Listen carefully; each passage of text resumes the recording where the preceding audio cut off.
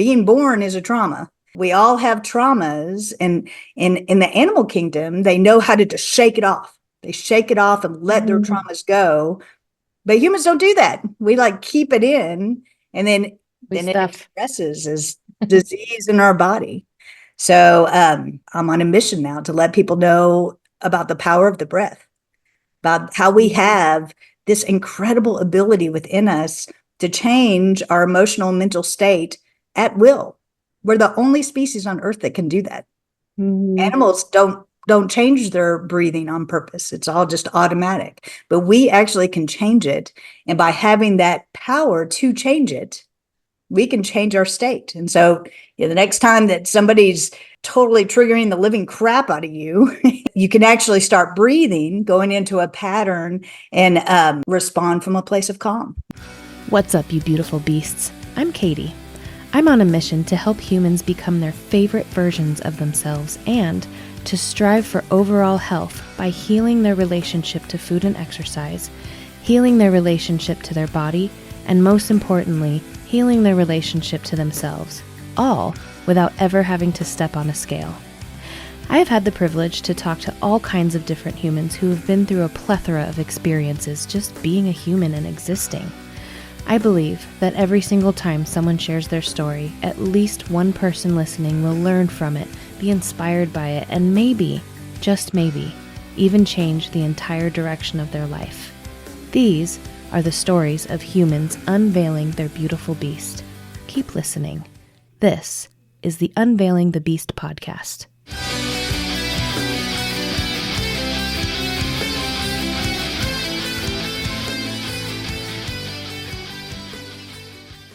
Well, welcome to the Unveiling the Beast podcast. Thank you for saying yes. And can you tell me and the listeners a little bit about who you are and why you think you are? You have an hour. Go. I'm just All right. It's a loaded question. Yeah, it is. It is. So I'm Dr. Jeannie May, and I'm in Nashville, Tennessee, originally from Chattanooga, Tennessee.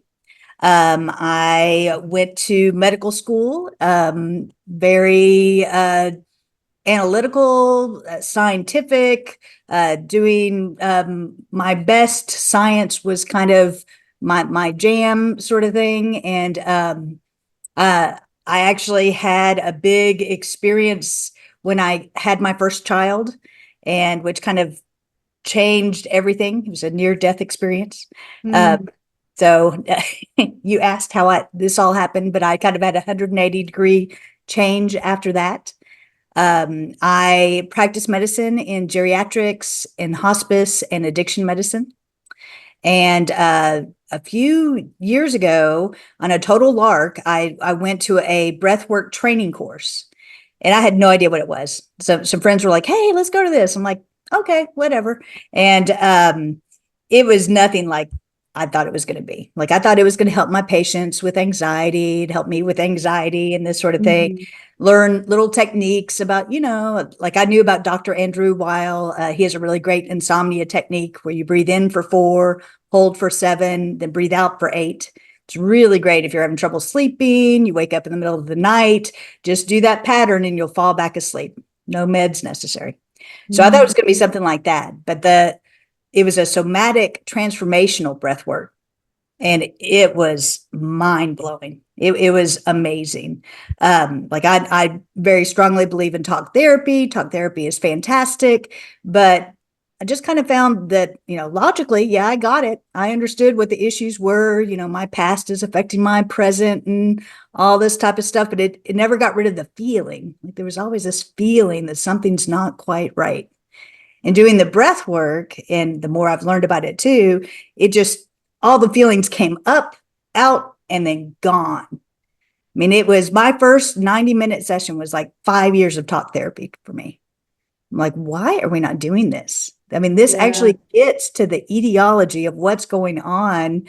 Whereas so often I was on meds for a long time too. And I just felt kind of numb on them. Not that they have their place. I mean, they were life-changing, life-saving, really. It definitely, I prescribe them. It helps many patients, but it's not getting to the root of the problem, which is We have all these unprocessed emotions and trapped traumas. If you've been human, if you're human on this earth, being born is a trauma. So we all have traumas, and in the animal kingdom, they know how to just shake it off. They shake it off and let their traumas go. But humans don't do that. We like keep it in, and then it Stuff. expresses as disease in our body. So after experiencing that, I'm on a mission now to let people know about the power of the breath, about how we have this incredible ability within us to change our emotional and mental state at will. We're the only species on earth that can do that. Animals don't change their breathing on purpose. It's all just automatic. But we actually can change it. And by having that power to change it, we can change our state. And so, the next time that somebody's, totally triggering the living crap out of you, instead of going into a sympathetic, fight or flight, freaked out state, and then who knows what's going to pop out of our mouths, right? So many times, like, oh my goodness, why did I say that? But you can actually start breathing, going into a pattern, and respond from a place of calm. You really can choose to be the eye of the storm, so now I'm on a mission to let people know about it. Yeah. This is fascinating because I do often wonder, like, how often are we holding our breath and we don't even realize we're doing it, both metaphorically and literally. I have a couple training clients that hold their breath when they're doing like their bicep curls or, whatever. And Right, I have to remind them to breathe and they don't even realize they're holding their breath. right. Um, and so my question for you is like, what else can this be applied to other than just anxiety? I mean, I don't want to say just anxiety because that's But a big thing, but everything. So it's great for insomnia. It's great for depression. It's great for stress.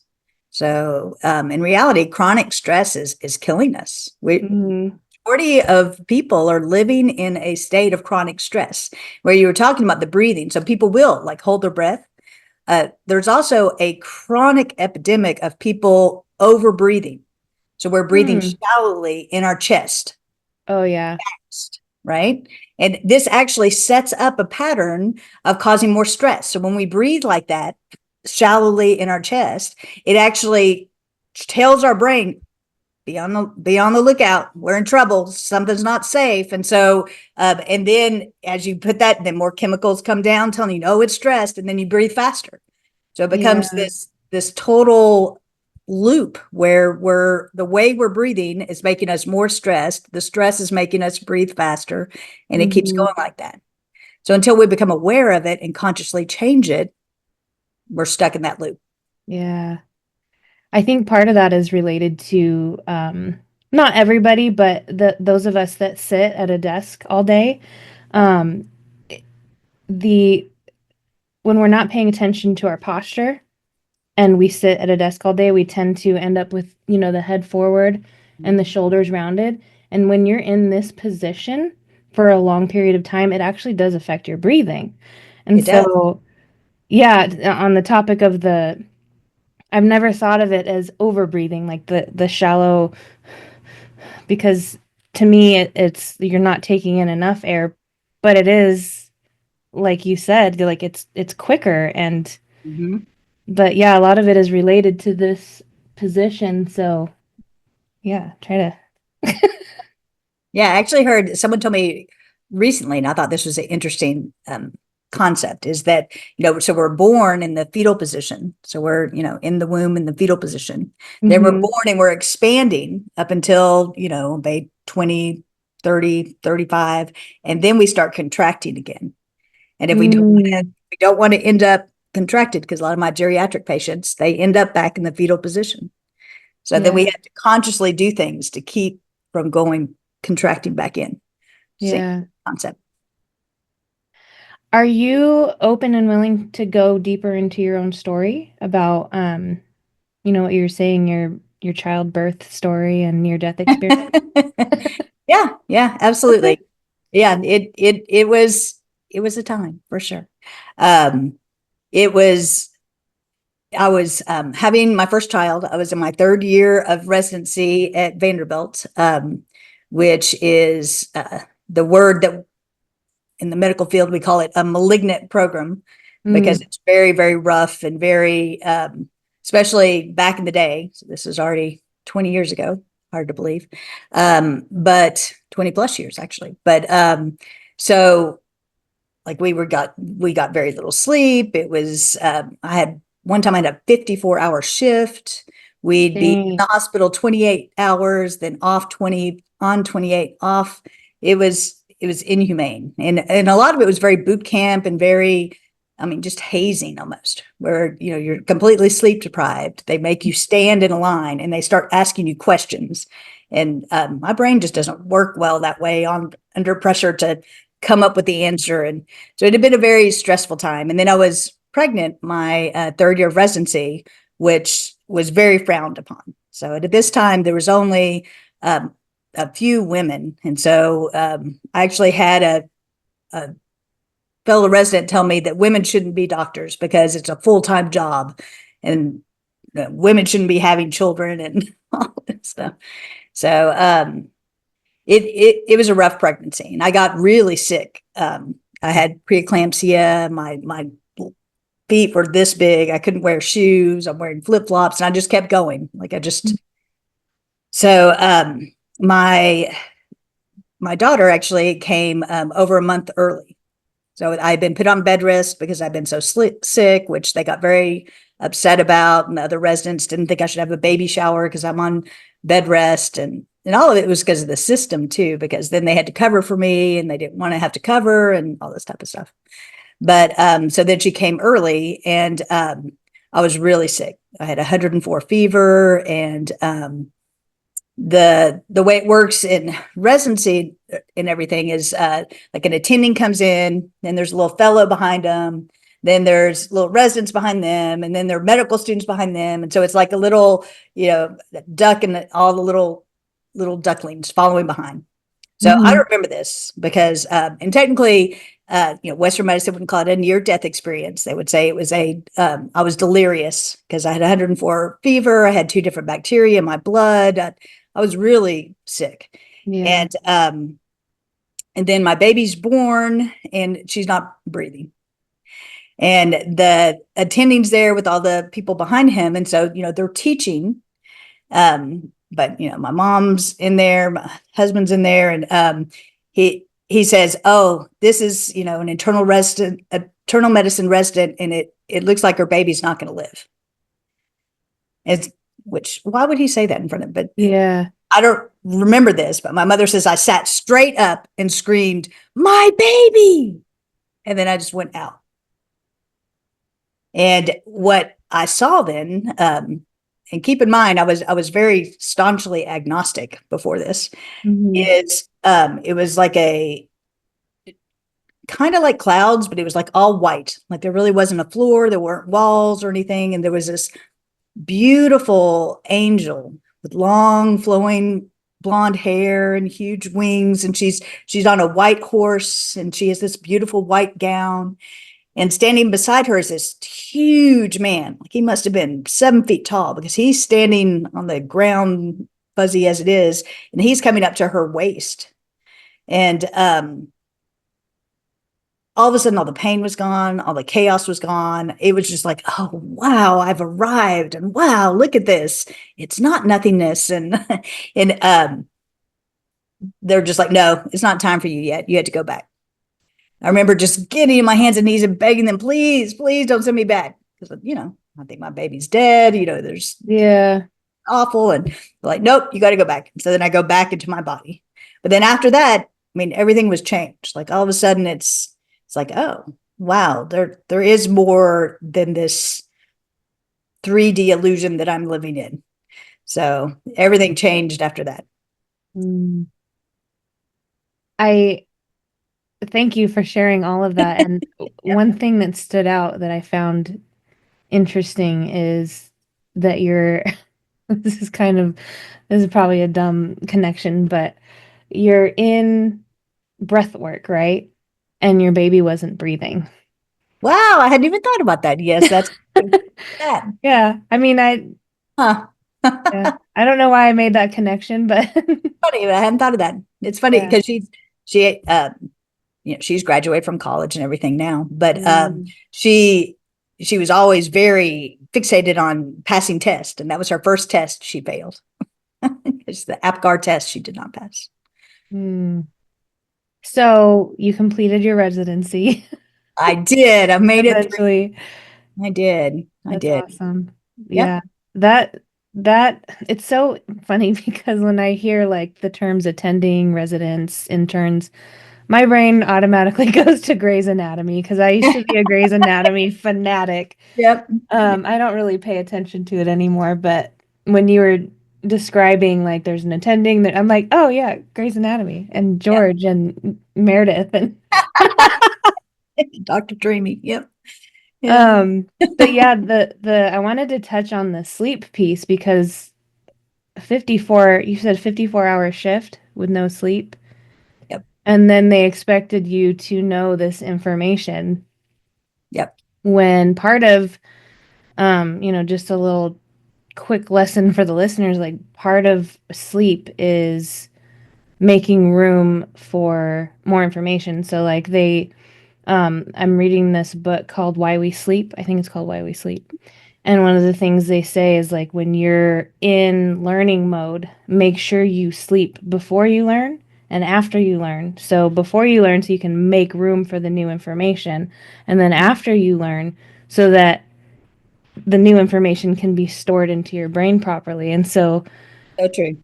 yeah. And so it's wild to me how the doctors learn knowing that they have these wild shifts. Like, do you happen to know like um why it's set up that way? Like why are the Uh, hours so They long? they forced it to change. The rules when I was there were different. Like what they were doing was not allowed, but Um, they've changed them now.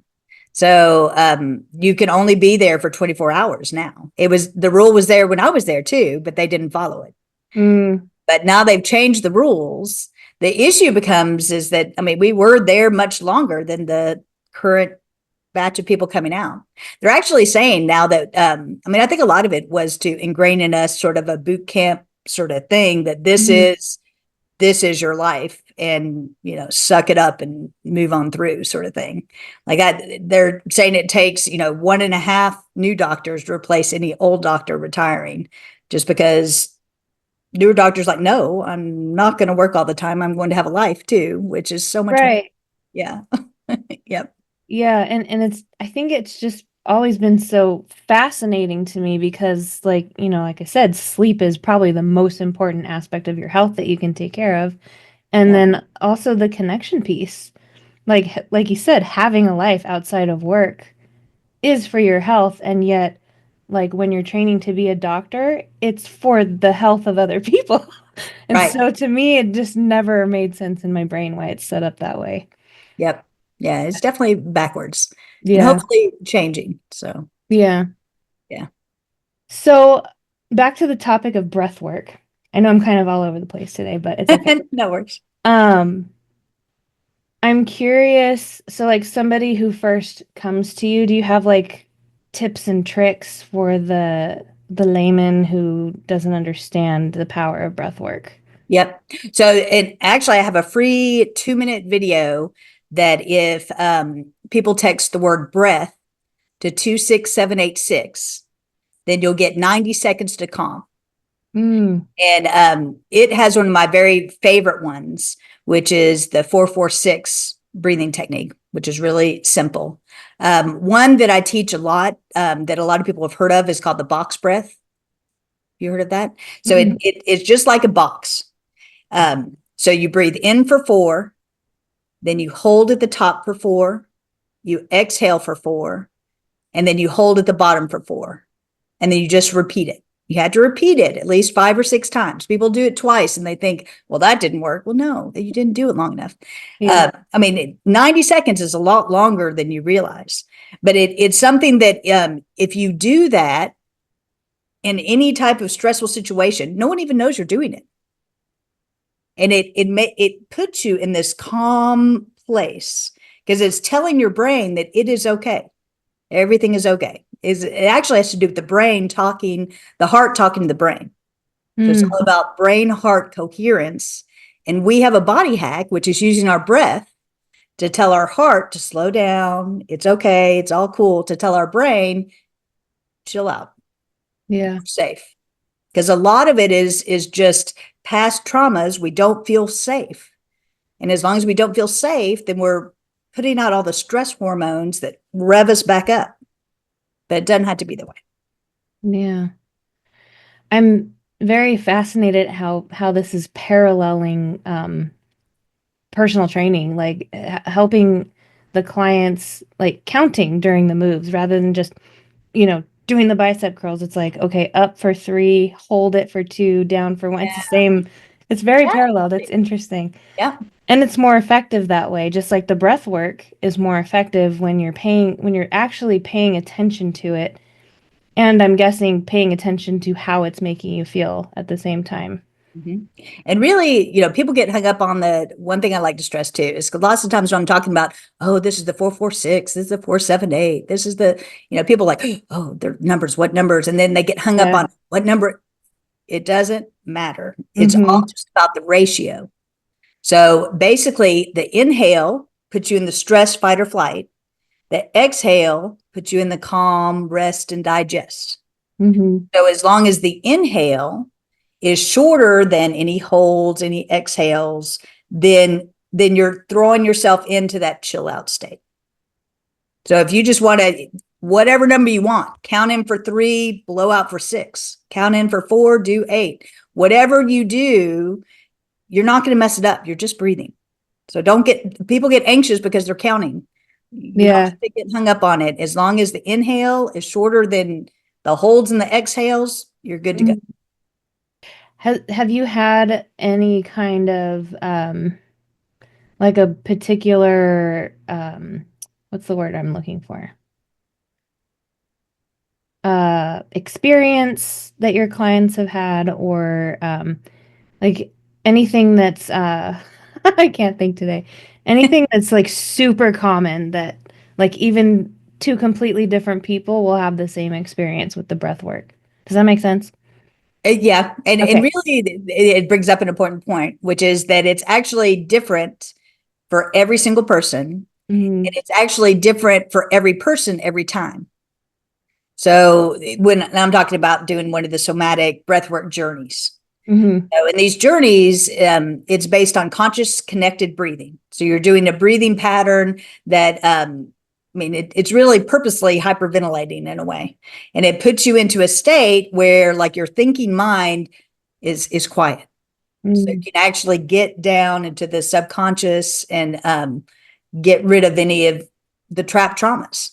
That's Mm-hmm. what I really loved about the somatic breath work is that, in talk therapy, we talk about it over again. We talk about it. We talk about it. And every time you talk about it, it's like, oh, we're going there again, right? Yeah. And the breath work, you don't have to go there. The emotion comes up, you don't even know what the emotion's related to. It doesn't matter. You just feel it and then let it go. And then it's Mm-hmm. gone and it stays gone. Like, it's just the most amazing thing. But I've had people who they have out of body experiences, they have Mm-hmm. weird mystical experiences, they get huge insights. I've had several people that realize, oh, wow, I'm with the wrong partner. So that could happen. Yeah. Surprise. Or they'll get insights. Lots of times it's during the breath hold portions when insights will come in. You're like, oh, that's the answer to that question. And lots of times it helps when you go in too with an intention. Like, if there's something you're worried about or wondering about or whatever, to be like, okay, what's this answer? And then release it.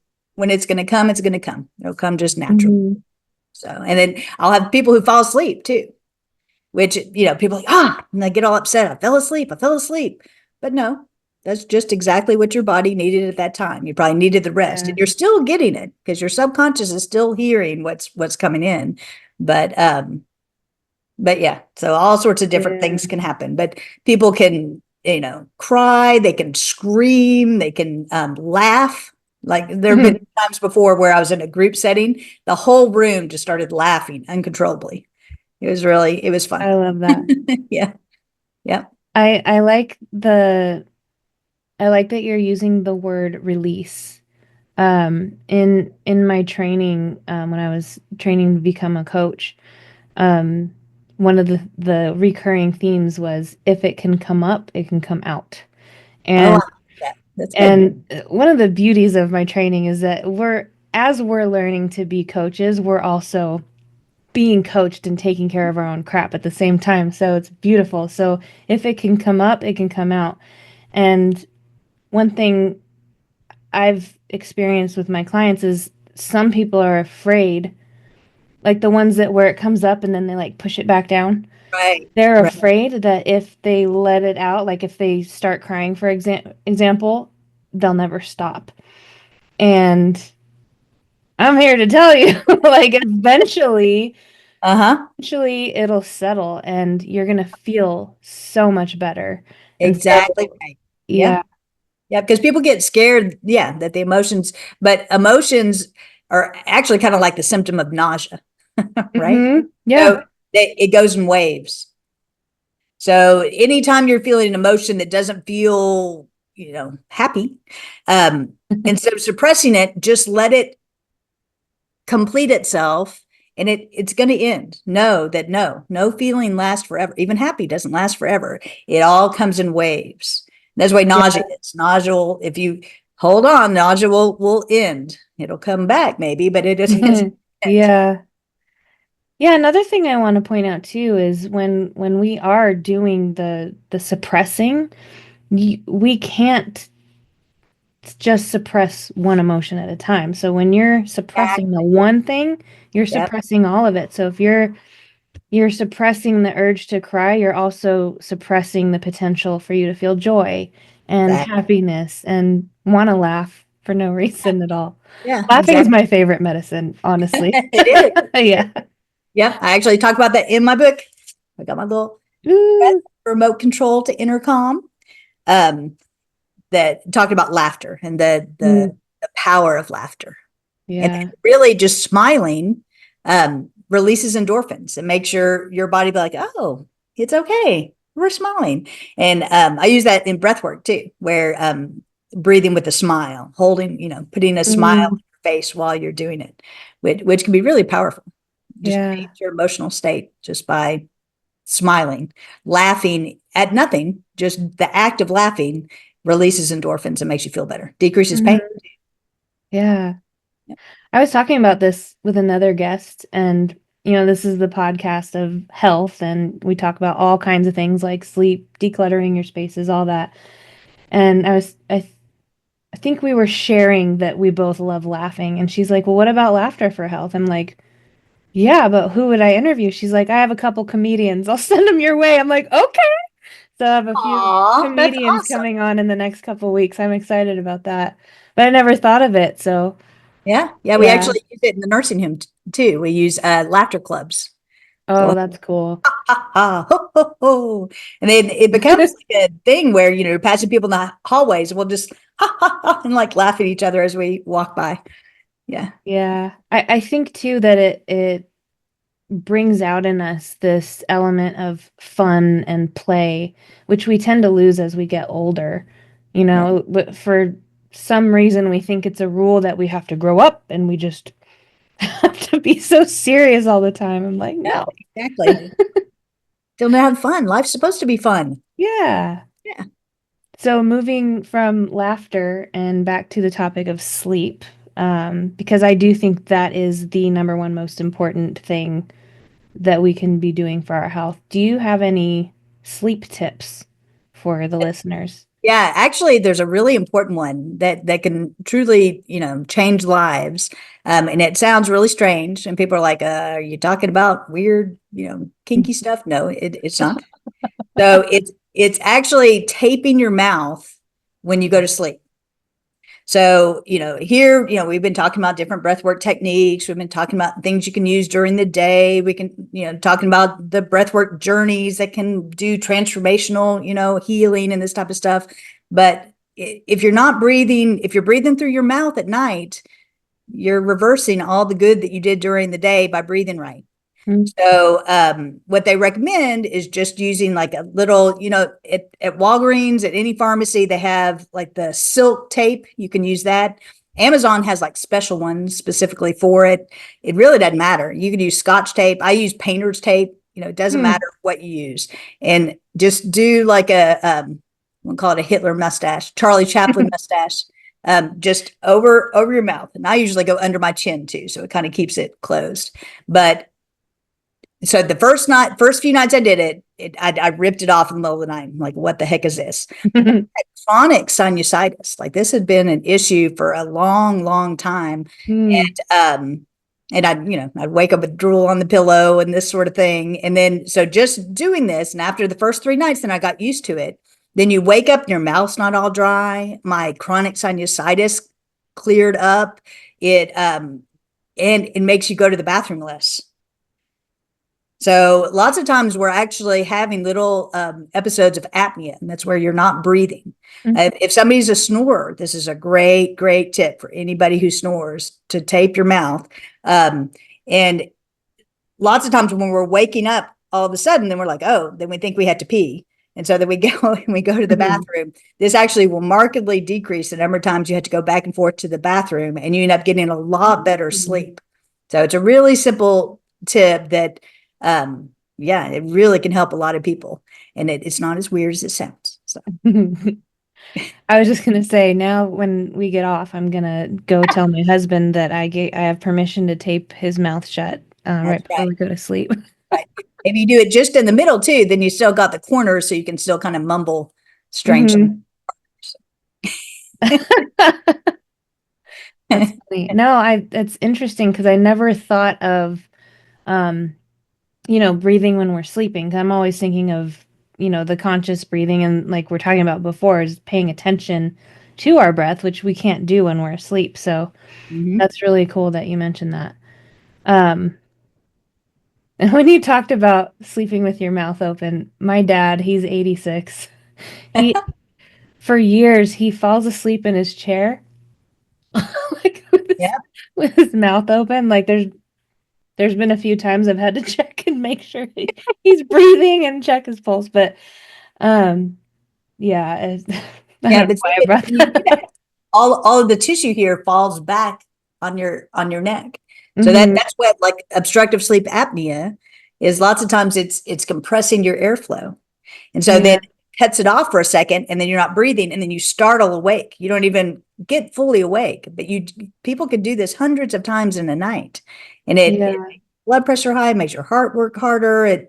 It's bad news. So, Yeah. Well, I have one more question for you.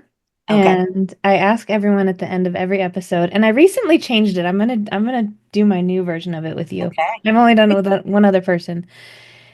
If everybody in the world just stopped and looked at you for a piece of advice at the same time, what would it be? What would you say to them? Remember to breathe. Remember the power of your breath. We have this amazing capability within us that most of us don't even realize that we have. That we can, in mere minutes, change our emotional mental state. That we don't have to be a victim to our emotions.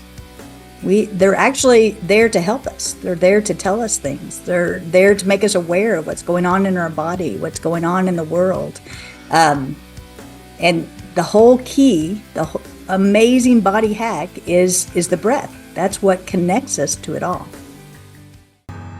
Beautiful beasts, Dr. Jeannie May signing off. Until next time.